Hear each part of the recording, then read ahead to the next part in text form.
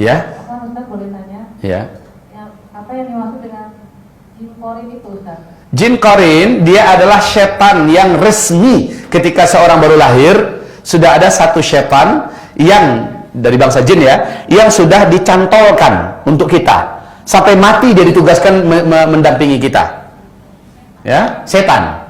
Ya, jin korin itu adalah setan. Seluruh jin korin adalah setan. Bukan jin biasa itu. Bahkan aku, setanku sendiri kata Rasulullah, karena rahmat dari Allah dia telah masuk Islam. Akhirnya dia yang mengajak aku kepada yang baik.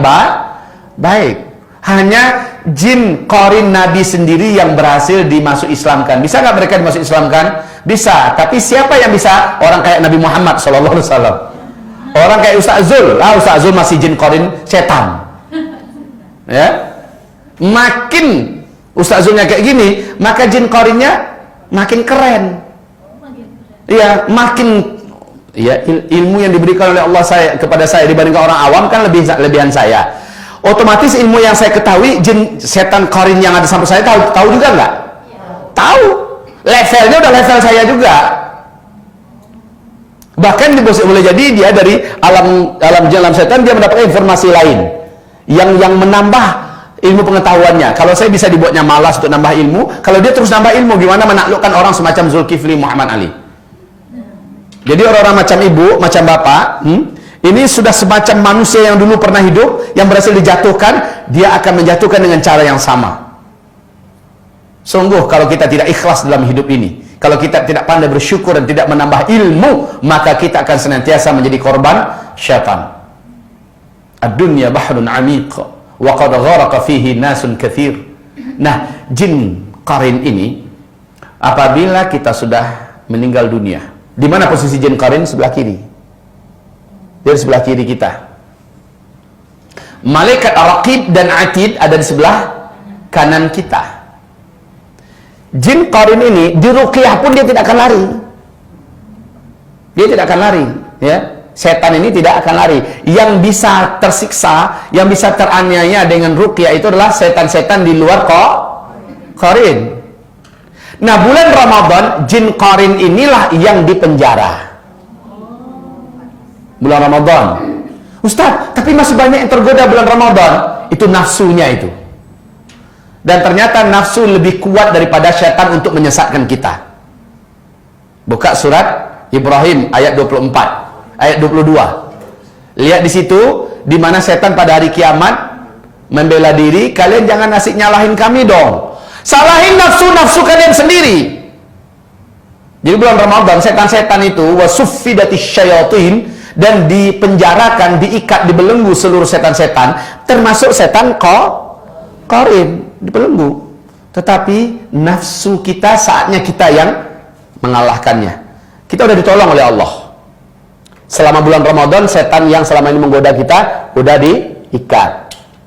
Lalu kita tinggal menundukkan nafsu kita sendiri dengan cara ikutilah Ramadan dengan benar.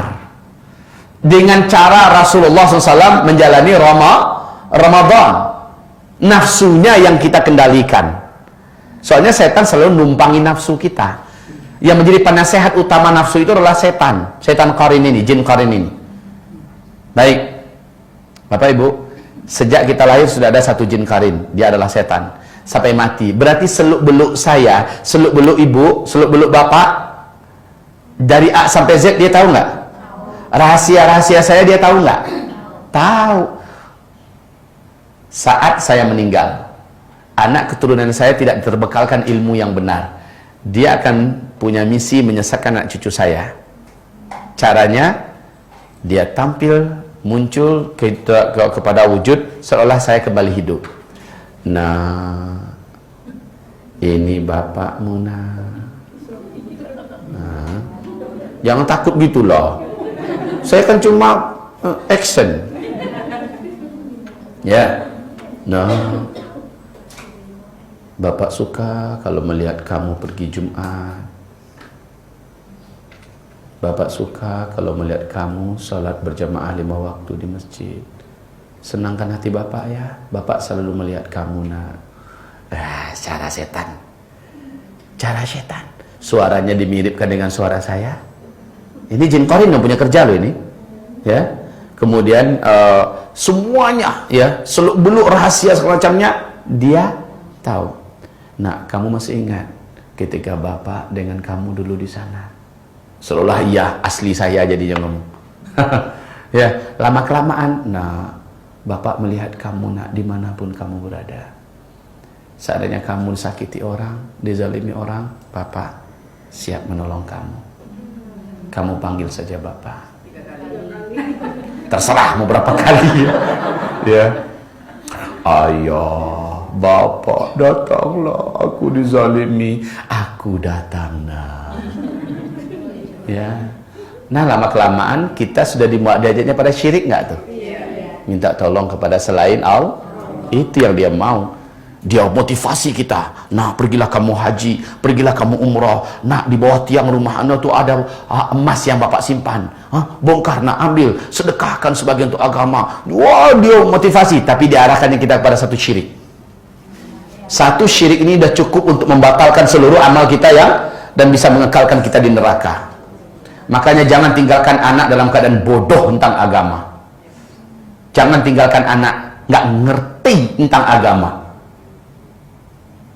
Kalau dia dikasihkan ilmu macam ini kan anak tahu. Ketika datang, nak kapal layang, nak ya, langsung diambilnya pasir, disemburkannya. Ya. Kalau anak sudah berilmu, dia tahu bahwa ini jelas setan menjelma dalam bentuk ayah yang sudah meninggal, ibu yang sudah meninggal. Udah, dia kalau tahu berbuat apa, ini jelas bukan mak yang sudah meninggal. Mak yang sudah meninggal tadi pembahasan kami. Di mana? Di masjid apa kita tadi? Albina. Pembahasan tentang masalah perjalanan ke akhirat. Ya. Pembahasan bagaimana tentang alam barzakh. Kita sudah bedah itu. Jadi Bapak Ibu, insya Allah saya konsentrasi dalam masalah ilmu dunia akhirat. Ilmu akhirat maksud saya. Nah, ilmu akhirat mulai dari tanda-tanda akhir zaman semacamnya sampai kepada alam roh, tentang masalah alam kubur, pada mahsyar, surga neraka. Ini saya khususkan betul. Jadi kalau Bapak Ibu melihat ini kok Ustaz kayak sudah pernah aja, memang dikhususkan mengilmukan itu tentang pengilmuan itu sedalam-dalamnya. Baik ya. Nah, kaum muslimin yang kami muliakan, ini adalah jin qarin. Jadi yang nipu orang yang wujudnya sudah mati, oh siang gantung diri itu sering nampakkan diri, yang nampakkan itu qarinnya. Ya. Nah, yang sudah itu tuh jelas si anu yang udah gantung diri itu. Bukan, itu jin qarinnya. Orang-orang beriman gak akan mudah ditipu begitu. Ya, yang udah bunuh diri kok hidup lagi. Nah, mereka bisa tasyakkul. Mereka bisa tasyakkul, yaitu berpindah dari dimensi alam mereka kepada dimensi alam kita, dan itu bagi mereka sangat berat dan sangat menyakitkan. Ya, bukan enak pindah dimensi alam, itu bukan enak, menyakitkan bagi mereka.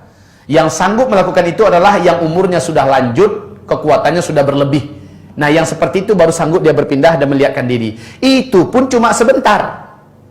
Coba saya tanya sama saudara saya, namamu siapa? Iwan. Ricky. Seandainya Bruce Lee masih hidup, Ricky sanggup nggak lawan Bruce Lee? Jujur memang. Jackie Chan? Mereka jagoan-jagoan di daratan kan?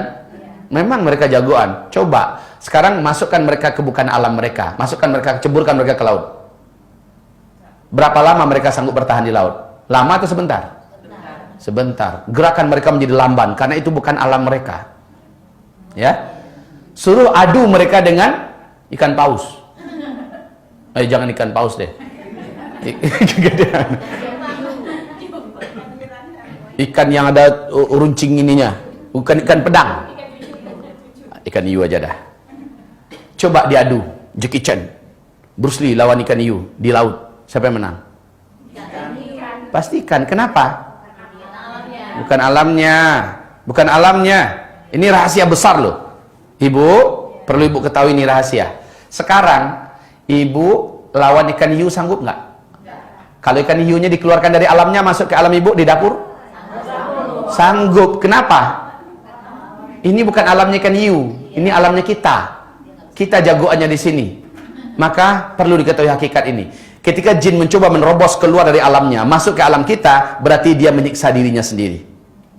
Ini alam yang sangat lamban bagi jin. Jin itu makhluk yang sangat gesit, agresif, dan cepat. Ya, di alamnya. Dari sini ke Padang, atau di sini ke Solo, atau ke Mekah, mereka hanya perlu beberapa detik. Mereka memiliki kecepatan yang dahsyat. Tapi ketika mereka masuk ke alam kita, mereka terhukum dengan seluruh hukum alam kita. Mereka bisa ditangkap, mereka bisa dilukai, mereka bisa disakiti. Perlu diingat ini semua ya. Jadi jangan pernah takut kalau mereka nampakkan diri. Makanya kalau jin setan itu paling-paling nampakkan diri per detik, ya. Ping, nampak sebentar situ.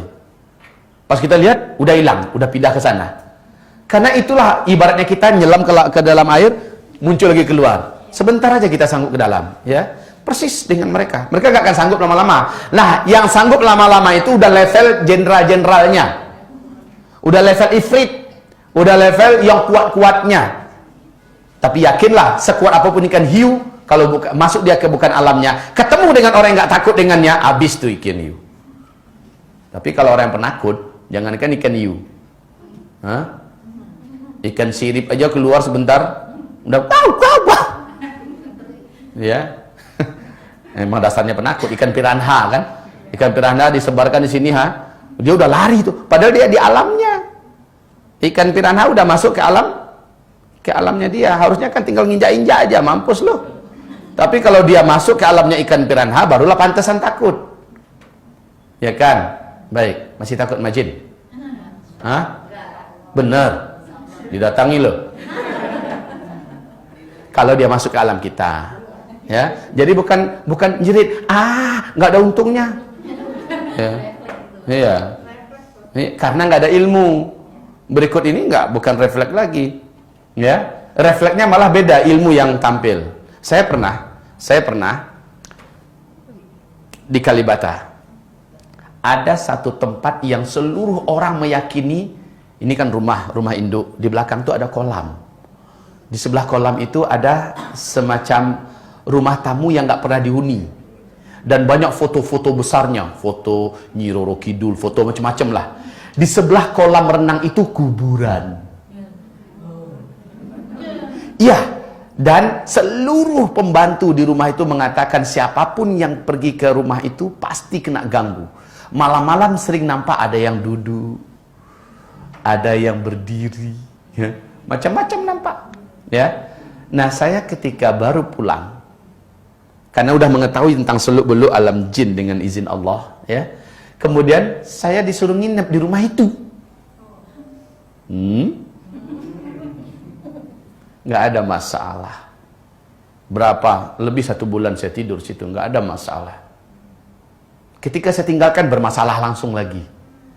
Jadi jin tuh tahu, ya, setan tuh tahu. Ini kalau didatangi oleh orang yang ada ilmu, orang yang punya tauhid, punya akidah, cari masalah, menampakkan diri ke mereka, ganggu mereka. Ya. Dan pernah saya ditakuti. Nah, refleksnya bukan jerit, Bu. Ketika nampak bayangan yang agak aneh di sudut mata saya, la haula wala, langsung dengan kalimat spontan keluar, la haula wala quwata illa billah. Saya pastikan apa itu. Ya. Jadi bukan wah, apa itu? Itu refleks yang salah, menandakan refleks orang yang tidak ada ilmu. Sekarang kita sudah punya ilmu. Jadi bukan menjerit lagi ya, Bu, ya. Refleksnya beda sekarang. La haula wala quwata illa billah. Pasti lari terkentut-kentut tuh setan. Kalau memang itu asli setan. Setannya yang balik teriak, "Au!" Setannya lari. Iya, harus setan yang ke depan yang teriak kalau jumpa kita. Sialan nih Ustaz. Gara-gara dia banyak yang kebongkar rahasia kita.